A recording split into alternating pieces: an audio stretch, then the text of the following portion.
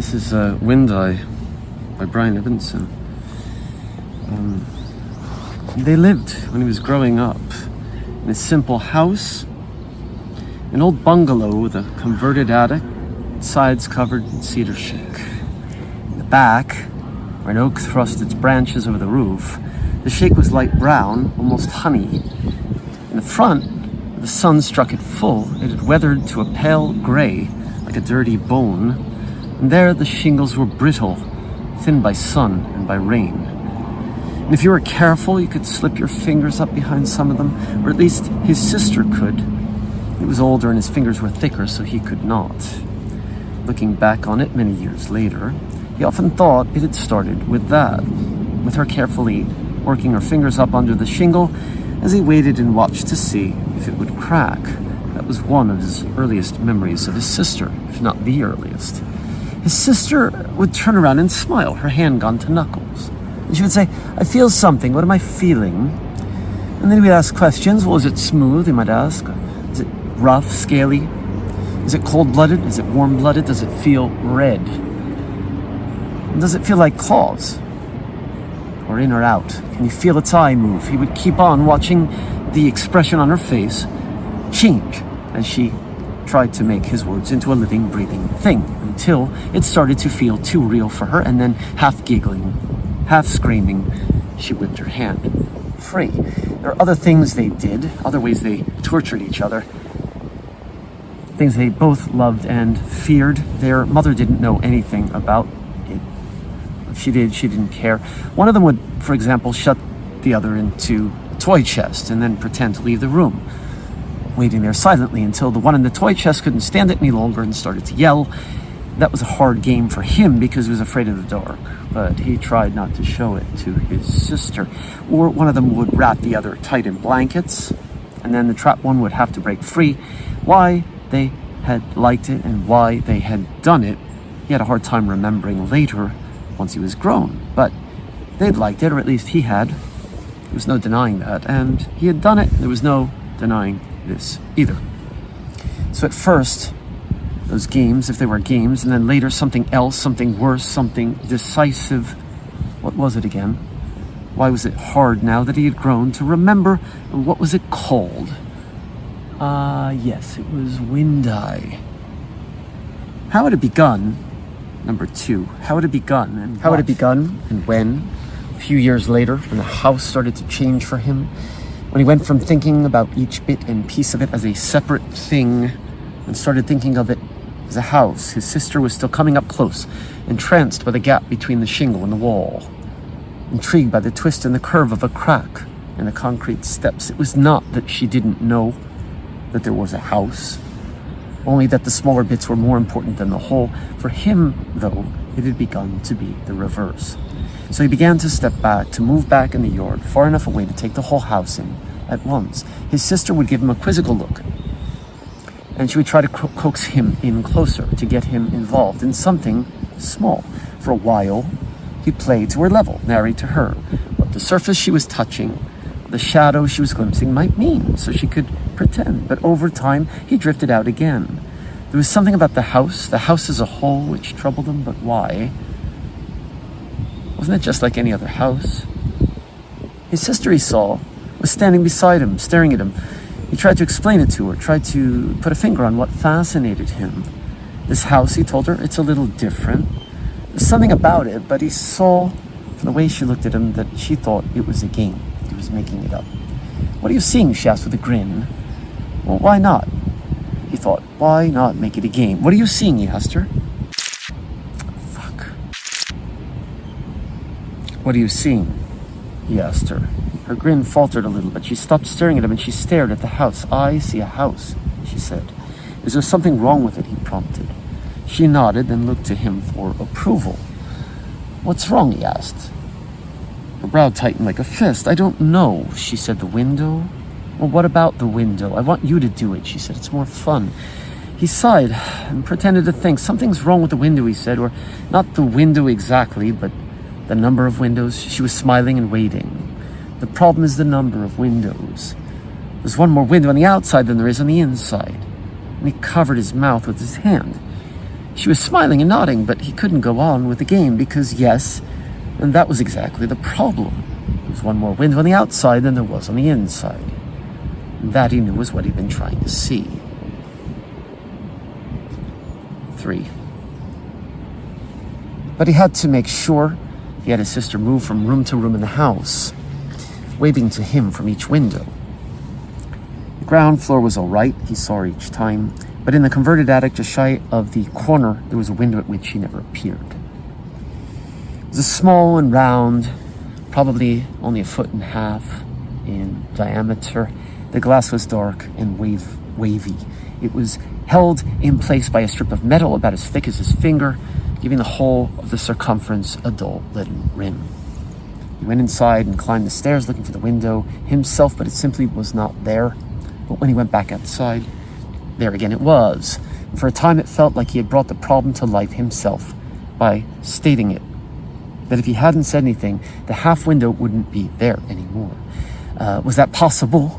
He didn't think so. I mean, that wasn't the way the world worked. But even later, once he was grown, he still found himself wondering sometimes if it was his fault. Had it been something he had done, or rather said? Staring up at the half window, he remembered a story about his grandmother, or rather that his grandmother had told him back when he was very young, just 3 or 4, just after his father had left and just before his sister had been born.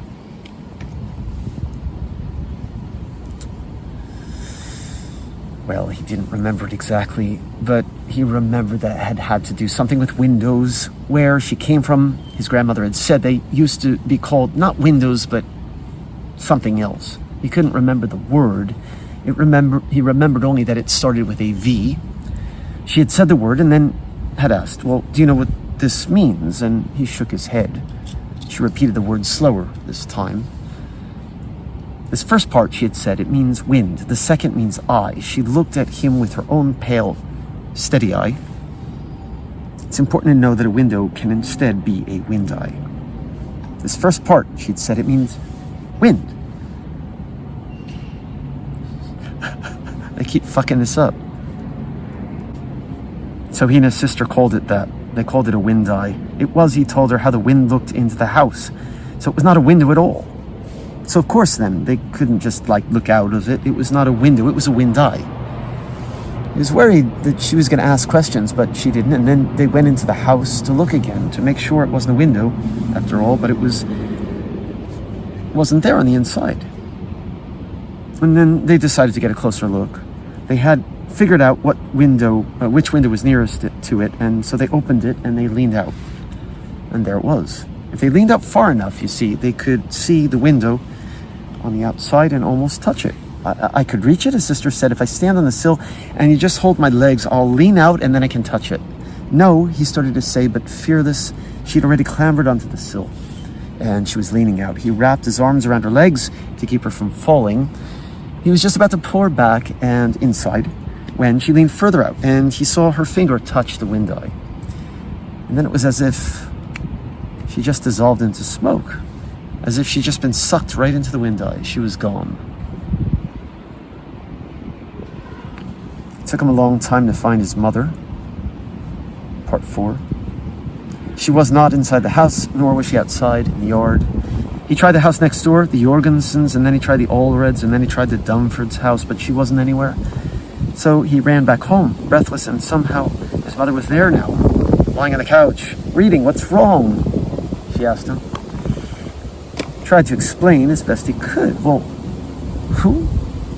she asked at first, and then she said, whoa, slow down, say it again. But who are you talking about? What do you mean? And then, after he's explained this again, she said with an odd smile, "But you don't have a sister." But of course he had a sister. How could his mother have forgotten what was wrong? He tried to describe her, to explain what she looked like, but the mother just kept shaking her head. "No," she said firmly, "you don't have a sister. You never had a sister. Stop pretending. Who's this, sister? What's this really about?" And this made him feel that, well, he should just hold himself very still and he should be very careful about what he said. That if he breathed wrong, more parts of the world would just disappear. After talking, he tried to get his mother to come out and just look at the thing. Show her the Windeye. Window, you mean, she said, her voice rising. No, he said, growing hysterical. Not window, Windeye.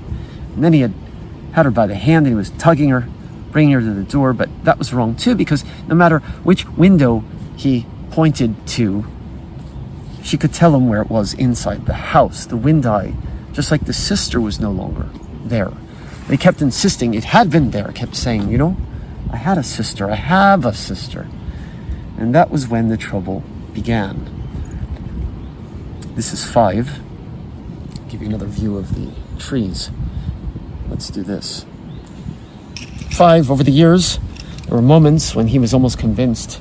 There were moments when he almost began to think, and perhaps even he did think for weeks or months at a time, that he had never had a sister. It would have been easier to think this than to think that she'd been alive, and then perhaps partly because of him not alive. Being not alive was not like being dead. He felt it was much worse.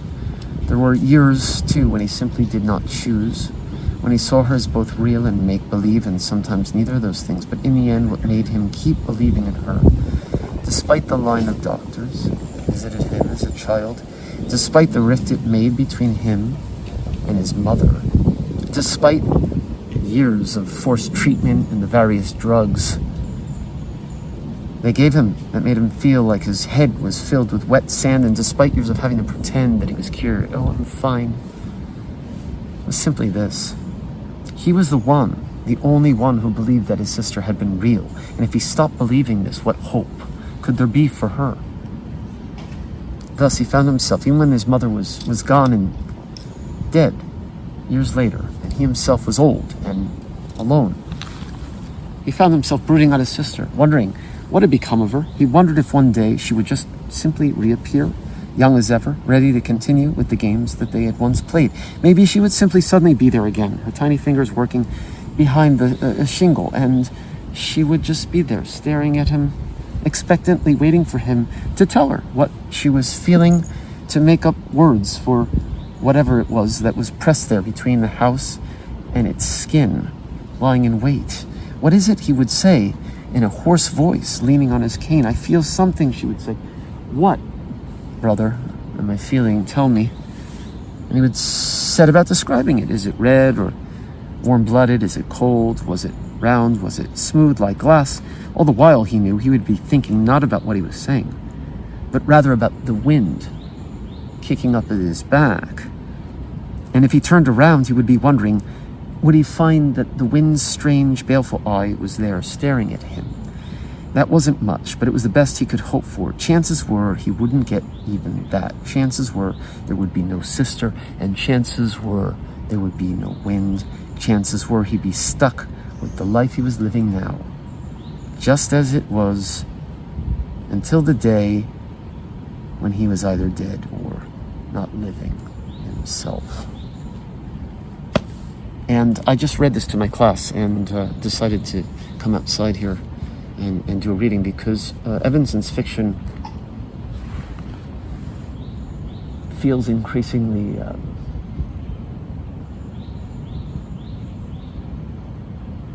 more like it could be not fiction, because reality is indeed a subjective and strange thing, and feels so these days. And I feel like living in two parallel universes. One is, if you watch the news and read the news and what's going on in the world, in Israel and Iran, and with Trump and America and all these things, if you're sort of cognizant of all this and keeping up with it, but how real is that? Because, right, and how much of the news is possibly one-sided, or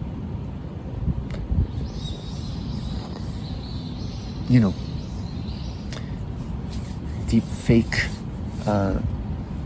twisted, but apparently these things are occurring right now, and here I am in peaceful, quiet Tokyo, reading a fiction by Brian Evenson about a house with a Windeye on the outside and nothing on the inside, and questioning the reality that my students are living in, and questioning the reality that people on Facebook seem to be living in, or at least what they're posting, which is, pictures of food and drink and live performances and fun. And, we could literally be on the brink of extinction or something else. And so, there are a lot of theories about the multiverse.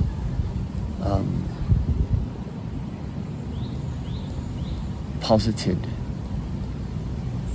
and so I feel like it's a kind of multiverse, at least metaphorically, because some of us live in one world and others are living in another, in a different reality. And indeed, if you live in Israel or Tehran or Ukraine or somewhere else right now, that reality is quite different from the reality that I'm experiencing right now, or my students are experiencing, or people on the Tokyo subways are experiencing, for that matter, although that's another hell of its own as well. So I came out here and filmed this, and I'm gonna go maybe get a piece of bread or coffee and then go to class. I have one more class today. And it's beautiful, hot, but in the shade it's nice. So this reality is just fine right now, but thanks, Brian, for your fiction, and thanks to all the creatives in the world who are still telling stories and making music or art, painting, dance, whatever forms of expression. We need artists today more than ever. Cheers. Peace.